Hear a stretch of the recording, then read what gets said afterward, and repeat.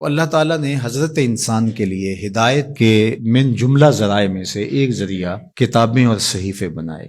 قرآن مجید سب سے آخر میں نازل ہوا، اور جتنی ماضی میں نازل ہونے والی کتابیں اور صحیفے تھے ان میں جو کچھ تھا اس کا خلاصہ قرآن کی شکل میں موجود ہے، اور قیامت تک آنے والے اور ما بعد قیامت معاد کی ساری چیزیں قرآن میں رکھی گئی۔ اور قرآن کے نازل ہوتے ہی باقی کتابیں منسوخ ہو گئی۔ کتابوں پر اعتقاد، یقین، ایمان ضروری ہے، لیکن عمل صرف قرآن پہ ہوگا۔ یتیمے کے نا کردہ قرآن درست، کتب خانائی چند ملت بشست۔ ابھی قرآن مکمل نہیں ہوا کہ پچھلی کتابیں منسوخ ہو گئی۔ قرآن کے پہلے حرف سے ہی پچھلی کتابیں منسوخ ہو گئی۔ تاروں سے کہو اب کوچ کریں، خورشید منور آتا ہے۔ تو ہمارا پچھلی کتابوں پر ایمان لانا ضروریات دین سے ہے، لیکن عمل قرآن پہ ہوگا۔ اس وقت دنیا کا کوئی بھی مذہب، کسی بھی مذہب کا ماننے والا، وہ اپنے مذہب کی کتاب کو ہاتھ میں پکڑ کے یہ نہیں کہہ سکتا کہ یہ وہی کتاب ہے جو نازل ہوئی۔ وہ بھی کہتے ہیں کہ جناب اس میں ضرور کمی بیشی ہے، کوئی تھوڑی مانتا ہے، کوئی زیادہ مانتا ہے، لیکن آنکھیں بند کر کے قرآن مجید کا نسخہ ہاتھ میں پکڑ کے حضور کا غلام کہہ سکتا ہے یہ وہی کتاب ہے، من و عن، حرف بحرف، بغیر کسی تغیر اور تبدل کے، جو میرے رسول کے سینے پہ نازل ہوئی ہے۔ تو یہ چیز کس قدر تیقن پیدا کرتی ہے، کس قدر یقین کی بجلیاں پیدا کر دیتی ہے سینے میں۔ پھر آنکھیں بند کر کے عمل کیوں نہیں کریں گے؟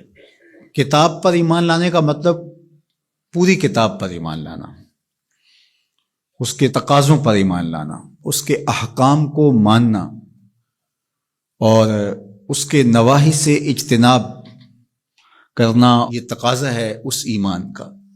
تو یہ نہیں کہ جو چیز سمجھ میں آئے، پسندیدہ ہو، نفس پر شاک نہ ہو، نفس کو مرغوب ہو، محبوب ہو، اس پر تو عمل بھی ہو، اس پر بات بھی ہو، اور جو چیز نفس پر شاک ہو تو اس کو جو ہے وہ چھوڑ دیا جائے۔ تو یہ ایمان کا مفہوم نہیں ہے۔ ایمان کا مفہوم یہ ہے کہ پوری کتاب پہ ایمان لایا جائے۔ اور جبریل امین حضور کے قلب اطہر پر القاء کیا ہے قرآن کو، حضور کی زبان پہ نہیں اترا، حضور کے دل پہ اترا ہے۔ بلکہ جب حضور کے قلب اطہر پر قرآن اترتا تو آقا کریم جلدی جلدی اس کو زبان پہ لاتے، تو آواز آئی لا تحرک بہ لسانک لتعجل بہ۔ اللہ اکبر، محبوب جلدی نہ کیجئے، جس رب نے قلب میں اتارا ہے وہ زبان پر بھی لے آئے گا۔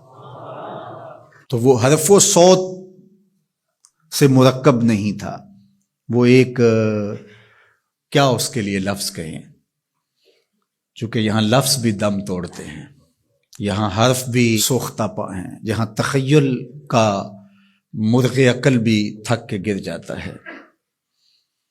وہ جانے اور وہ جانے کیسے دیا ملائے اعلیٰ میں۔ وہ منظر بھی تو ہم دیکھتے ہیں کہ رب اپنے محبوب سے پوچھتا ہے کہ یہ فرشتے کیا بات کر رہے ہیں، تو حضور معذرت کرتے ہیں، تو اللہ تعالیٰ اپنا دست قدرت، اب یہاں اور کیا کہا جائے، کسی اور کا ہوتا تو ہاتھ کہہ لیتے، لیکن یہاں تو دست قدرت، فوضع کفہ بین کتفی، تو اس نے دست قدرت میرے دو کندھوں کے درمیان رکھا۔ تو پھر کیا ہوا، دست قدرت یہاں آیا، ٹھنڈ میرے سینے میں پڑ گئی۔ اللہ اکبر، فعلمت ما فی السماوات والارض، تو پھر کوئی کائنات کی چیز رہی نہ جو میرے سینے میں ڈال نہ دی گئی ہو۔ تو یہ ایک اور کیفیت ہے، اس کو آپ اس تدریس سے، یہ جو پھٹی کے ایک طرف استاد ہوتا ہے اور دوسری طرف شاگرد ہوتا ہے، درمیان میں نصاب پڑا ہوتا ہے، ایک یہ ہے، یہ طریق ہے، یہ بھی درست ہے، اس کا انکار نہیں ہے، لیکن یہ کیفیت اور ہے۔ ابسط ردا کا یا ابا ہریرہ، ابو ہریرہ کہا حضور مسئلہ بہت ہے، بہت کچھ سنتا ہوں، پتہ نہیں جاتا کہاں ہے، کہا چادر بچھاؤ۔ اللہ اکبر، مسئلہ کیا ہے مجھے یاد نہیں رہتا، کہا چادر بچھا لو۔ ابو ہریرہ رضی اللہ تعالیٰ عنہ چادر بچھا لیتے، حضور ایسے کچھ بھرا اور ایسے ڈال دیا، کہا اس کو سمیٹ لے اور سینے سے جوڑ لے۔ حضرت ابو ہریرہ فرماتے ہیں اس کے بعد میں بھولا نہیں ہوں۔ تو وہ کیا ڈالا تھا جو ایسے ڈالا تھا؟